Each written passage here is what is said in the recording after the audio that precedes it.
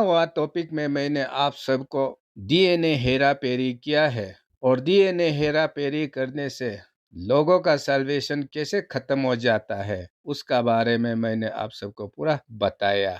और आज मैं जो आप लोग को बताने वाला हूँ वो है जेनेसिस चैप्टर 6 में शैतान के द्वारा इंसान का डीएनए को किस कारण से मैनिपुलेशन किया गया था, उस योजना का बारे में आज का टॉपिक में बताया जाएगा। जब हम इजिकल चैप्टर 28 और आइजाया चैप्टर 14 को देखता है तो गॉड और शैतान का बीच का जो लड़ाई है वो तो आदम और ईव को बनाने का पहले से ही शुरू हो गया था। जब ईडन बगीचा का समय आता है तो वहाँ परमेश्वर आदम और ईव यानी कि मनुष्यों को बनाता है ताकि मनुष्यों को इस्तेमाल करके और लूसीफर और उसका गैंग को हमेशा के लिए इस ब्रह्मांड से दूर किया जाए, खत्म किया जाए। हम सबको पूरा पता है हमारा परमेश्वर कल क्या होने वाला है, परसों क्या होने वाला है, एक महीना का बाद, एक साल का बाद या 5 साल का बाद क्या क्या भविष्य में होने वाला है, परमेश्वर को पूरा पता होता है। तो अगर ऐसा बात है तो प्रभु को ये भी पता था कि आदम और ईव को ईडन बगीचा में रखा जाएगा और ईडन बगीचा में रखने का बाद शैतान आके आदम और ईव को पाप करवाएगा, उसको पूरा पता था। ये सब पता होते हुए भी परमेश्वर ने इंसान को क्यों बनाया और शैतान के द्वारा पाप क्यों करवाने दिया गया था, तो वो सब वहाँ तक प्रभु का योजना का हिसाब से हमारा गॉड किसी इंसान को होने से भी या शैतान को होने से भी बिना गलती किए हुए उसको जाज नहीं करता। गलती करने का बाद ही उसको दोषी ठहरा करके उसको सजा दिया जाता है। तो शैतान को इस पृथ्वी से और ब्रह्मांड से खत्म करने के लिए शैतान का तरफ से कुछ गलती करना होगा। वो गलती को करने देने के लिए वहाँ आदम और ईव को ईडन बगीचा में बना दिया जाता है और वहाँ शैतान ईडन बगीचा में आता है और उल्टा आदम और ईव को पाप करवा करके वो खुद वहाँ पे फंस जाता है। देखिए, शैतान एक मछली का जैसा है। जब हम नदी से मछली पकड़ना होगा तो हम क्या करता है, हम पानी में कूद करके अपना हाथ से मछली को नहीं पकड़ सकता ना। तो मछली को पकड़ने के लिए हम क्या इस्तेमाल करता है, बंसी का इस्तेमाल करता है। बंसी में मछली का चारा डाल दिया जाता है और अंदर में वो हुक जो है, बंसी जो है चुपके बैठा होता है। मछली को पता नहीं होता है अंदर में उसको पकड़ने वाला हुक है। तो वो सोचा कि वह खाने का चारा है, उसको खाने के लिए मछली आता है और उसी पे मछली फंस जाता है। तो प्रभु भी ऐसा कुछ काम किया है, शैतान को पकड़ना है और पकड़ करके इस पृथ्वी और ब्रह्मांड से हटाना है। उसके लिए मनुष्यों को वहाँ ईडन बगीचा में एक चारा जैसा इस्तेमाल किया गया था। इंसान को बनाने का पीछे और वहाँ ईडन बगीचा में बिताने का वो मकसद को शैतान को पता नहीं था। तो वो सोचा कि दोनों को पाप करवा करके परमेश्वर का काम को बिगाड़ दिया जाएगा, सोच करके वहाँ पाप करवाया तो उल्टा वहाँ पर वो खुद फंस गया। तो ईडन बगीचा में क्या होता है, जैसे ही शैतान ने आदम और ईव को पाप करवाया था, पाप करवाते ही वहाँ प्रभु आ जाता है और आदम, ईव और शैतान का मौजूदगी में वहाँ जेनेसिस चैप्टर 3 वर्स 15 में प्रोफेटिक डिक्लेरेशन करता है और वहाँ शैतान और इंसान का ऊपर परमेश्वर फैसला करता है। शैतान का तरफ से एंटी क्राइस्ट आने का भविष्यवाणी करता है और गॉड का तरफ से एक औरत के द्वारा जीसस क्राइस्ट को लाने का भविष्यवाणी करता है। तो वहाँ कहता है कि एक औरत के द्वारा यीशु मसीह को लाया जाएगा और हो यीशु मसीह एंटी क्राइस्ट और शैतान का राज को इस पृथ्वी और ब्रह्मांड से हमेशा के लिए मिटाने का वहाँ प्रोफेटिक जजमेंट पास किया गया था। तो जब यीशु मसीह एक औरत के द्वारा इस पृथ्वी पर आएंगे और एंटी क्राइस्ट और शैतान को खत्म करने का वहाँ भविष्यवाणी किया वाला को लेकर के अब शैतान को भी कुछ करना था, अब वो रास्ता को बंद करना है। तो वो रास्ता को कैसे बंद कर सकता था, वो है आदम और ईव से जो प्रभु का डीएनए मेकअप उसको हेरा फेरी करना है। अगर वो हेरा फेरी हो गया तो इंसान दूसरा जीव बन जाएगा और यीशु मसीह इस पृथ्वी पर नहीं आ पाएगा। क्योंकि प्रभु यीशु को आना है तो आदम और ईव का जो गॉड का बनाया वाला डीएनए स्ट्रक्चर से आना है। अगर उस डीएनए में कोई दुश्मन आके हेरा फेरी कर दिया जाएगा तो एक औरत के द्वारा कभी यीशु मसीह जन्म नहीं ले पाएगा।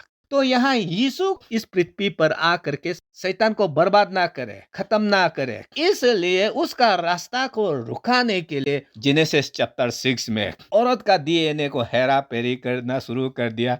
मैंने आप सबको बताया था, इस संसार में जितना भी जीव है, चाहे वो इंसान हो या जानवर हो या पशु पक्षी हो या, वो सबको एक दूसरा से अलग क्या बनाता है? वो है उन लोगों का जेनेटिक मेकअप। इंसान को इंसान बनने के लिए गोद डीएनए में प्रोग्राम किया गया है। चिड़िया को चिड़िया शेप साइज चिड़िया का जैसा सोच विचार रहने के लिए उसका डीएनए में प्रोग्राम किया गया है। तो उसी हिसाब से इस संसार में अलग अलग शरीर तैयार होता है और उसी शरीर का साथ साथ उस शरीर का हिसाब से आत्मा का कॉन्शियसनेस भी तैयार होता है।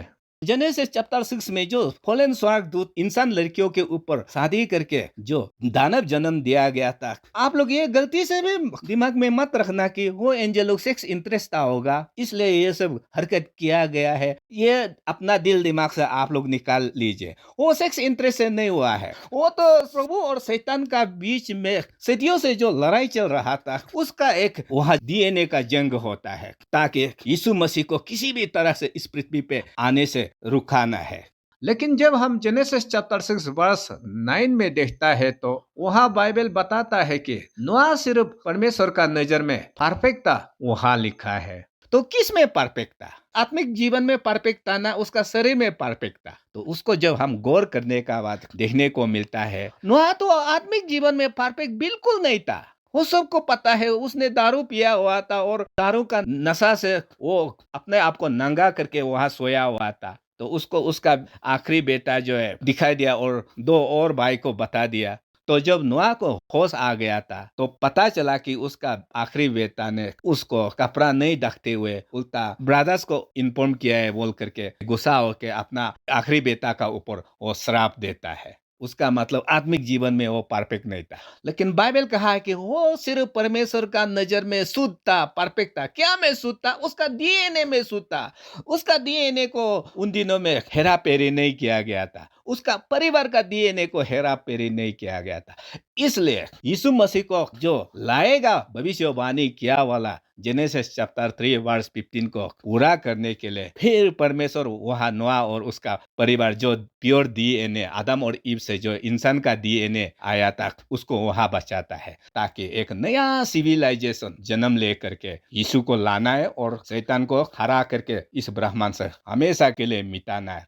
तो आज हम लोग एंड टाइम का समय में रह रहा है, तो इसी सेकेंड कमिंग का समय में भी आज संसार में डीएनए मैनिपुलेशन किया जा रहा है। तो इसका ऊपर बाइबल क्या कहता है? ओल्ड टेस्टामेंट बाइबल में तो एकदम काउंटलेस बाइबल वर्सेस है कि एक दिन ये सारा संसार परमेश्वर का हो जाएगा और यीशु मसीह के द्वारा संसार को चलाने दिया जाएगा 1000 वर्ष के लिए कहते हुए अनेक बाइबल वर्सेस में भविष्यवाणी किया गया है। उसमें से एक है Isaiah chapter 9 verse 7। Isaiah chapter 9 verse 7 में वहां यीशु मसीह दाविद राजा का सिंहासन पर बैठ के सारा संसार को जस्टिस से राइटियसनेस से चलाया जाएगा और उसका राज्य कभी खत्म नहीं होगा, वहां भविष्यवाणी करता है। वर्स 6 में यीशु मसीह को एक वर्जिन के द्वारा जन्म दिया जाएगा, भविष्यवाणी किया गया था और वो पूरा हो गया पहला कमिंग में। अब वो दाऊद राजा का सिंहासन में बैठ करके सारा संसार को राज किया जाएगा बोला अब तक पूरा नहीं हुआ और उसी को पूरा करने के लिए सेकेंड कमिंग यीशु हम लोग का समय में आएगा। तो यीशु मसीह तो पहला कमिंग में ये राज्य को स्थापित नहीं किया, बल्कि लोगों का पापों के लिए वो अपना जान दिया। मगर इस बार सेकेंड कमिंग होने के बाद वो बाइबल वर्सेस को पूरा करने वाले हैं। ऐसा करके रिविलेशन चैप्टर 20 वर्स 4 to 6 में भी यीशु मसीह 1000 वर्ष राज किया जाएगा और रिविलेशन चैप्टर 22 वर्स 4-5 में तो 1000 वर्ष के बाद फिर हमेशा हमेशा के लिए इस पृथ्वी को राज किया जाएगा, ऐसा वहां भविष्यवाणी किया गया है। तो आप वो सबको डिस्टर्ब करने के लिए, रुकाने के लिए शैतान को एक आखिरी कदम उठाना था, वो है हम लोग का एंड टाइम का समय में ह्यूमन जीन को हेरा फेरी करके अगर सारा इंसान का जीन को हम लोग का समय में हेरा फेरी कर दिया जाएगा तो संसार में प्रभु का डीएनए बनाया वाला, जीन बनाया वाला इंसान कौन रह जाएगा? कोई नहीं रह जाएगा। अगर कोई नहीं रहेगा तो यीशु सारा संसार को चलाया जाएगा, राज किया जाएगा, बोला वाला भविष्यवाणी पूरा फेल हो जाएगा। वो उसको फेल कराने के लिए, यीशु को झूठा साबित कराने के लिए शैतान का ये आखिरी अटेम्प्ट है लोगों का जीन को हेरा फेरी करने के लिए हम लोग का समय में, और वो पूरा आज कर रहा है, जिसको मैं बता चुका हूं। तो इसलिए जेनेसिस चैप्टर 3 वर्स 15 में वहां जीसस क्राइस्ट और एंटी क्राइस्ट इस संसार में आने का भविष्यवाणी करता है, और यीशु आने का बाद एंटी क्राइस्ट का माथा को कुचल दिया जाएगा, परमानेंट के लिए खत्म कर दिया जाएगा, बोला वाला वो भविष्यवाणी कलवारी क्रॉस पर शुरू हुआ, और सेकेंड कमिंग में जंग खत्म हो जाएगा, और उस जंग में यीशु विजय होगा कहते हुए बाइबल में पूरा लिखा गया है। तो अभी कुछ ही समय के बाद संसार में क्या होने वाला है? बिलियन बिलियन लोगों का जीन अदला बदली होने वाला है, और जीन अदला बदली सिर्फ नहीं, आधा इंसान आधा मशीन, वो भी एक ट्रांसह्यूमनिज्म है। उसमें जीन हेरा फेरी नहीं होता, मगर मशीन का साथ इंसान को जोड़ते हुए एक अलग जीव आज बना रहा है, और उस आधा मशीन आधा इंसान का बारे में हम लोग नेक्स्ट टॉपिक में चर्चा करेंगे। तब तक के लिए प्रभु आप सब लोग का साथ आशीष बना रहे। धन्यवाद।